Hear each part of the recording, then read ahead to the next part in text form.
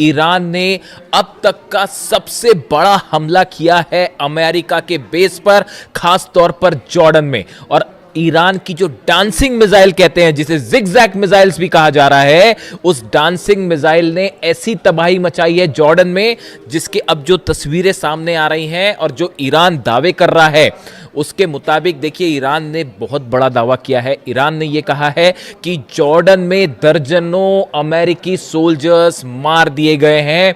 ये बहुत बड़ा दावा है कि कई अमेरिकी सोल्जर्स जो हैं, सैनिक जो हैं, वो मार दिए गए हैं। इसके अलावा अमेरिका के C-17 ट्रांसपोर्ट प्लेन्स गिर चुके हैं, P-8 एयरक्राफ्ट जो है वो जल चुका है, और सबसे बड़ी बात, ब्लैक हॉक हेलीकॉप्टर्स की एक पूरी यूनिट जो है वो इस बेस पर तबाह हो गई है। देखिए ये बहुत बड़ी क्लेम है जो ईरान कर रहा है, जो दावे है ईरान कर रहा है।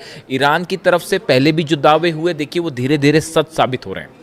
हमने आपको बताया था कि जॉर्डन में जो हमले हुए हैं उसमें कई प्लेन तबाह हुए हैं। अब वो बात धीरे धीरे सामने आ रही है। 4 अमेरिकी सोल्जर्स की मौत की खबर जो है वो सामने आ चुकी है। लेकिन इसके बाद अब ईरान की तरफ से जो दावा है, ईरान का कहना है कई दर्जन अमेरिकी सैनिक जो है वो मारे जा चुके हैं। लेकिन अब देखिए इसमें बड़ा सवाल ये है कि आखिर ये हमले जॉर्डन पर कैसे हुए और कैसे ईरान के मिसाइल्स ने जॉर्डन के बेसिस पर जो है वो इतना सटीक निशाना साधा कि वहां हाहाकार की स्थिति है।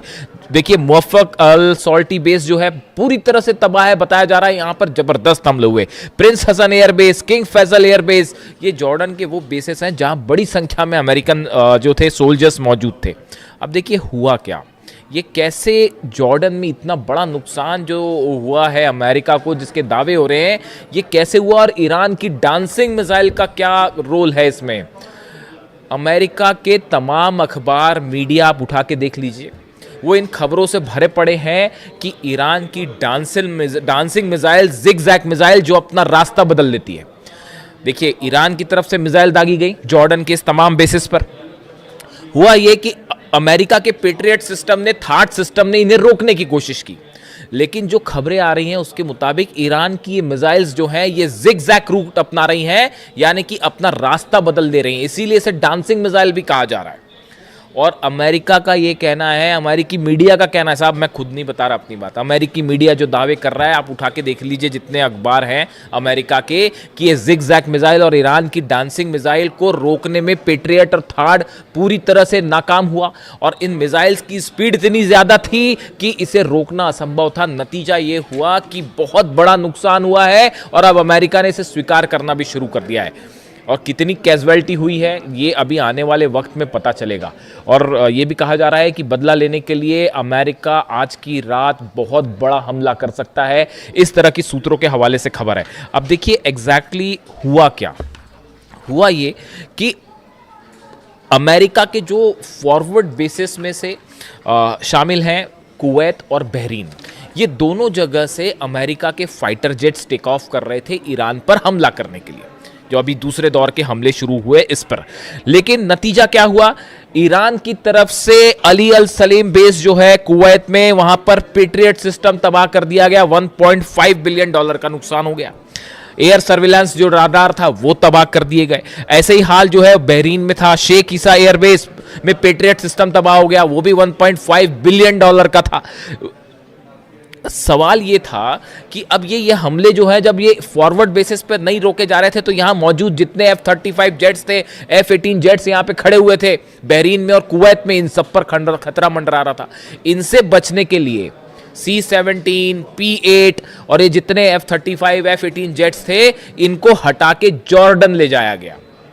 इनको हटा के जॉर्डन ले जाया गया। जॉर्डन से ईरान की दूरी ज़्यादा है बजाय कुवैत के और बहरीन के। तो इन हालात में इनको जॉर्डन ले जाया गया। अब जॉर्डन जो है वो मुख्य सेंटर बन गया ईरान के अगेंस्ट हमलों का, और जितने जेट्स टेक ऑफ कर रहे थे वो जॉर्डन से टेक ऑफ कर रहे थे। और जो अलग अलग हमले हुए, खासतौर पर ईरान के ब्रिज पर हमले हुए, टनल्स पर हमले हुए और एनर्जी सेंटर्स पर हमले हुए, उसका नतीजा ये था कि ईरान ने पलटवार शुरू किया। और सबसे बड़ा जो टर्निंग पॉइंट था वो ईरान शहर में जो ईरान के सैनिकों पर हमला किया गया, वहाँ से ईरान की सेना का गुस्सा भड़क गया और अब निशाने पर आ गए जॉर्डन के बेसिस। यानी बहरीन और कुवैत से बड़े हमले शुरू हो गए जॉर्डन पे। और ईरान ने, देखिए मैंने आपको पहले ही कहा था कि जैसे जैसे जंग आगे बढ़ेगी ईरान अपनी सबसे खतरनाक मिसाइल्स निकाल के हमले शुरू कर देगा। अब पेट्रियट और थार्ड लगे हुए हैं, सबको पता था कि पूरा जोर लगा दिया अमेरिका ने जॉर्डन में अपने बेसिस बचाने के लिए।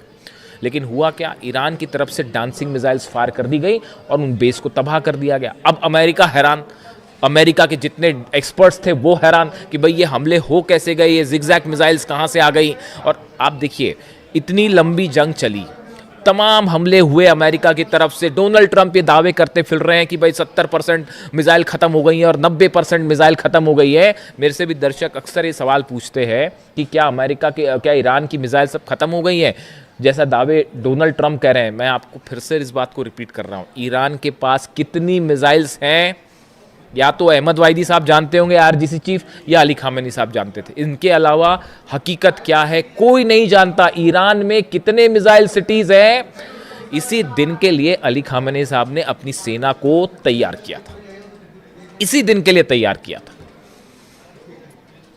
और उसका नतीजा देखिए, आज दुनिया की सबसे बड़ी ताकतें जो हैं वो ईरान के सामने घुटनों पर हैं, अपने बेसिस नहीं बचा पा रहे, खाड़ी देश जल रहे हैं और सिर्फ आप जो है कुछ नहीं कर सकते, हेल्पलेस स्थिति में खड़े। तो हुआ ये, जहां पर हमने बात छोड़ी कि पीछे कर लिया गया, अब ये डांसिंग मिसाइल्स फायर हुई। अब अमेरिका में चर्चा शुरू हुई कि भाई यहां तो दावे कर रहे थे ट्रंप की सब खत्म हो गया, फिर ये मिसाइल्स कहां से आ गई। तो अब वो एक नई थ्योरी लगाई गई कि भाई ये मिसाइल्स जो है रूस ने दी हैं, ये मिसाइल्स जो है वो चाइना ने दी है, मिसाइल की टेक्नोलॉजी चाइना ने दी है। मेरे से भी कई लोगों ने इस बारे में सवाल पूछा कि जो खबरें छप रही हैं अमेरिका में कि रूस और चीन मिसाइल दे रहा है और उसके ज़रिए ईरान हमले कर रहा है, आपकी क्या राय है? आप मेरी राय सुन लीजिए, मैं क्या कह रहा हूँ। ईरान को मिसाइल टेक्नोलॉजी में किसी की मदद लेने की ज़रूरत नहीं है।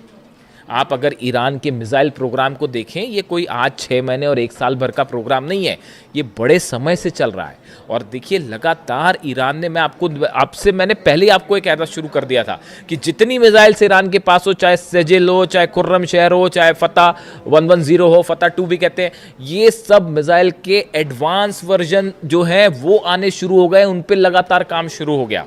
और नतीजा ये है कि अब ये एडवांस वर्जन निकल के आ रहे हैं तो अमेरिका के हाथ पांव फूल गए और वो ये कह रहे हैं कि साहब ये तो रूस ने दे दिया। बिल्कुल ऐसा नहीं है। ईरान की जो मिसाइल्स हैं वो ईरान ने खुद डेवलप किए हैं। देखिए सैटेलाइट से मदद करना एक अलग बात है, ये वो बात सही है कि हो सकता है रूस और चीन के सैटेलाइट्स, कई एक्सपर्ट्स बताते हैं कि रूस और चीन के सैटेलाइट जो है वो मदद कर रहे हैं, रडार सिस्टम के जरिए मदद किया जा रहा है, जीपीएस के जरिए मदद किया जा रहा है, वो एक अलग बात है। लेकिन ये जो मिसाइल टेक्नोलॉजी और स्पीड, इस पर लगातार ईरान काम कर रहा है और सेल्फ रिलायंट है, किसी की ज़रूरत नहीं है ईरान को मिसाइल के मामले में। तो इन खबरों का मेरे हिसाब से कोई बड़ा आधार नहीं है कि ये मिसाइल्स पुतिन ने दे दी हैं या चीन ने दे दी हैं, ऐसा कुछ नहीं है। देखिए आप रडार्स दे सकते हैं, सैटेलाइट से नेविगेशन में मदद कर सकते हैं, वहाँ तक एक बात अलग है।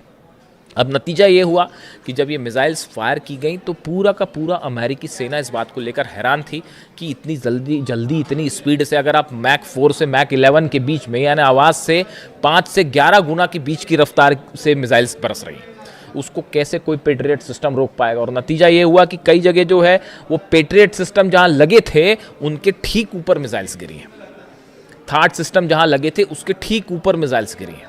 और इसीलिए जंग का जो मुख्य केंद्र है वो अचानक से जॉर्डन हो गया। मतलब ऐसा लग रहा है कि ईरान और जॉर्डन की लड़ाई चल रही है। और वो तस्वीरें जो आ रही हैं, देखिए तस्वीरें वायरल हो जाती हैं। जॉर्डन में जो लोग हैं, मैं एक वीडियो देख रहा था उसमें बड़े हैरान करने वाली बात थी कि जॉर्डन के कुछ लोग खड़े हुए हैं, उसमें एक शख्स वीडियो बना रहा है, ईरान की तरफ से मिसाइल्स फायर की जा रही हैं, जॉर्डन पर मिसाइल गिर रही है और वो इस बात की खुशी जता रहा था कि ईरान की मिसाइल्स जो अमेरिका की बेस पर गिर रही हैं। ये जॉर्डन का शख्स जो है, जॉर्डन के लोग उसमें खुशी मना रहे थे, ईरान के साथ खड़े दिखाई दे रहे थे। देखिए ये सब अधिकांश खाड़ी देशों का ये हाल है। आज भी हकीकत ये है कि अगर आप एक जनमत संग्रह करा लें, प्लेबिसाइड करवा लें कि खाड़ी देशों में जो अरब देश हैं उनकी जनता क्या चाहती है, मेजॉरिटी जनता जो है वो ईरान के साथ खड़ी है साहब। उन सबको इन बात की तकलीफ है कि अली खामेनी साहब को असैसिनेट किया गया। लीडरशिप जो है खाड़ी देशों की वो अमेरिका के साथ हो सकती है, लेकिन जो आम जनता की राय है, जो जैसा कि सोशल मीडिया पे ट्रेंड करता है, जो उससे देख के जो अंदाज़ा लगता है वो ये लगता है कि बाय एंड लार्ज जो अरब देश है, इसकी जो आम जनता है वो अब भी ईरान के साथ खड़ी है। सब देख रहे हैं कि बड़ी बड़ी ताकतें मिलकर ईरान को झुकाने की कोशिश कर रही है। ईरान अपने दम पे ना सिर्फ लड़ रहा है बल्कि मुंह तोड़ जवाब दे रहा है साहब।